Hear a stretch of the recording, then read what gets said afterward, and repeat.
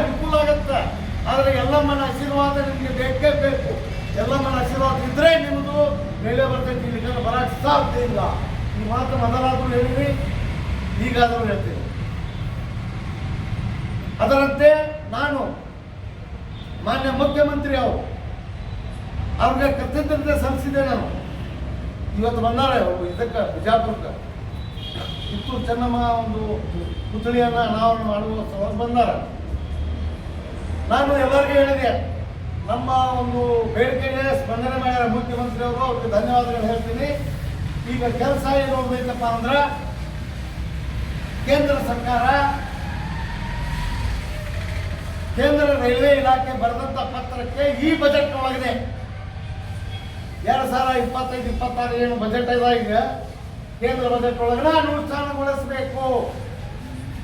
ಇದಕ್ಕೆ ನಾವು ಏನು ಮಾಡಬೇಕು ಆ ತಯಾರಿ ಒಳಗೆ ನಾ ಬಂದಿದ್ದೀನಿ. ಮೊದಲ ಏನು ಇದನ್ನೆಲ್ಲ ಹೇಳಿದ್ದೆ ನಿಮ್ಗೆ. ಮೊದಲ ಏನು ಮಾಡಬೇಕು ಅದನ್ನು ಮಾಡಿದ್ದೀವಿ.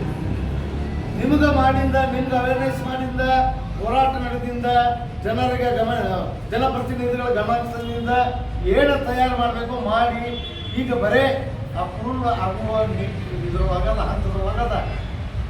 ಇದಕ್ಕೆ ಈಗ ಜನರಲ್ ಮ್ಯಾನೇಜರ್ ಅವರು ಜಗದೀಶ್ ಶೆಟ್ಟರ್ ಬರೆದ ಪತ್ರದಂತೆ ನೋಡಿದರೆ ಅನುಷ್ಠಾನಗೊಳಿಸಕ ಯಾವುದೇ ತೊಂದರೆ ಇಲ್ಲ. ಅವ್ರದ್ದು ಮುಗೀತು ಕೇಂದ್ರ ಸರ್ಕಾರ. ಆಮೇಲೆ ಮುಖ್ಯಮಂತ್ರಿ ಅವರು ನೀವು ಅನುಷ್ಠಾನಗೊಳಿಸಿದ್ರೆ ಭೂಮಿ ಬೇಕಿದ್ರೆ ನಾವು ಕೊಡಕ್ಕೆ ತಯಾರಿದ್ದೀವಿ. ಎರಡೂ ಕ್ಲಿಯರ್ ಆಯ್ತು.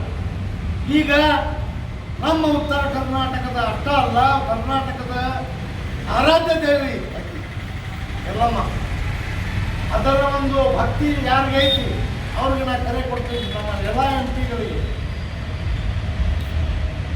ತಾವು ಮಾನ್ಯ ಜಗದೀಶ್ ಶೆಟ್ಟರ್ ಅವರ ಒಂದು ಪ್ರಯತ್ನಕ್ಕೆ ಕೈ ಜೋಡಿಸಬೇಕು.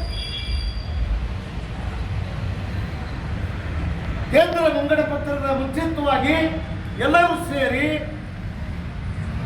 ಜಗದೀಶ್ ಶೆಟ್ಟರ್ ಅವರ ನೇತೃತ್ವದಲ್ಲಿ, ಇವತ್ತು ಪ್ರಹ್ಲಾದ್ ಜೋಶಿ ಅವರ ನೇತೃತ್ವದಲ್ಲಿ ಪಕ್ಷಾತೀತ ಕಾಂಗ್ರೆಸ್, BJP, JDS ಯಾರಾದ್ರೂ ಎಲ್ಲರೂ ಹೋಗಿ ಅದನ್ನು ಅನುಷ್ಠಾನಗೊಳಿಸಬೇಕನ್ನುವಂಥದ್ದು ಒಂದು ಒತ್ತಡ ತರಬೇಕನ್ನುವುದು ಉದ್ದೇಶ ನಮಗೆ ತಿಳುವಳಿಕೆ ಕೊಟ್ಟಿದ್ದು ಬೇರೆ.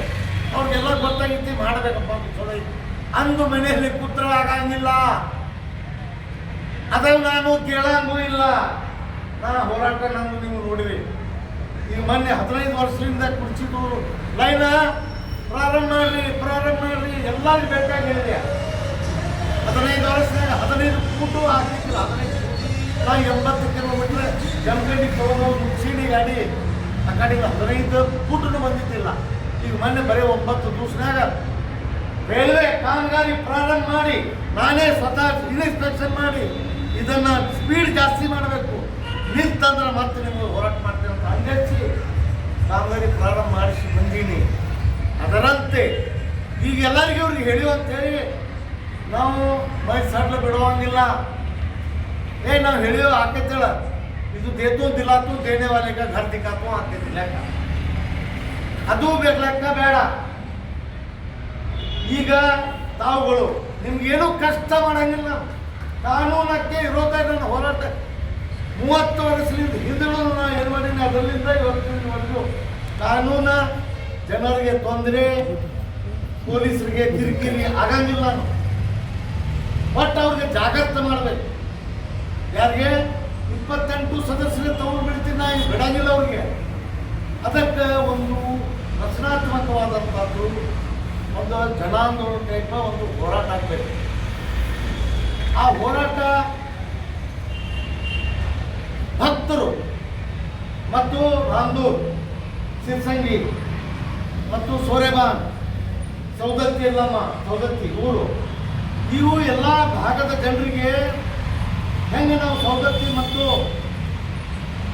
ರಾಮದುರ್ಗದೊಳಗೆ ಒಂದು ಹೋರಾಟ ಮಾಡಿ ಜನಜಾಗೃತಿ ಮಾಡಿ ಸರ್ಕಾರಕ್ಕೆ ಒತ್ತಡ ತರುವ ಜನಪ್ರತಿನಿಧಿಗೆ ಮನವರಿಕೆ ಮಾಡುವ ಪ್ರಯತ್ನದಾಗ ಸಫಲಾಗಿಯೂ ಇಲ್ಲ. ಇವತ್ತು ಅದನ್ನು ರಿಜೆಕ್ಟ್ ಆಗಿದ್ದನ್ನ ಪ್ರಪೋಸ್ ಮಾಡೋಕ್ಕೆ ಕೆಲಸ ಆಗ್ತೀವಿ. ಇವತ್ತು ಮುಖ್ಯಮಂತ್ರಿ ಅವ್ರನ್ನ ಭೂಮಿ ಕೊಡ್ತೀವಿ ಅಂತ ಒಪ್ಕೊಂಡಾಗ ಸಫಲ ಆಯಿತು. ಅದರಂತೆ ಇದು ಕೂಡ ಸಫಲ ಆಗಬೇಕು. ಇವು ಎಲ್ಲ ಭಾಗದ ಜನರಿಗೆ ಎಲ್ಲ ಜನರಿಗೆ ನಿಮ್ಮದೇ ಆದಂಥ ಒಂದು ಥೀಮ್ ಮಾಡಿ ಅವ್ರಿಗೆ ಜಾಗೃತಿ ಮಾಡಬೇಕು. ಅವ್ರು ಬರಲಿ ಬಿಡಲಿ. ಯಾಕಂದ್ರೆ ನಮ್ಮದು ಹೋರಾಟ ಹೆಂಗಿರ್ತೈತಂದ್ರೆ ನಾನು ಸೌದರ್ಯ ಕೂತಿದ್ದೀನಿ ಯಾರು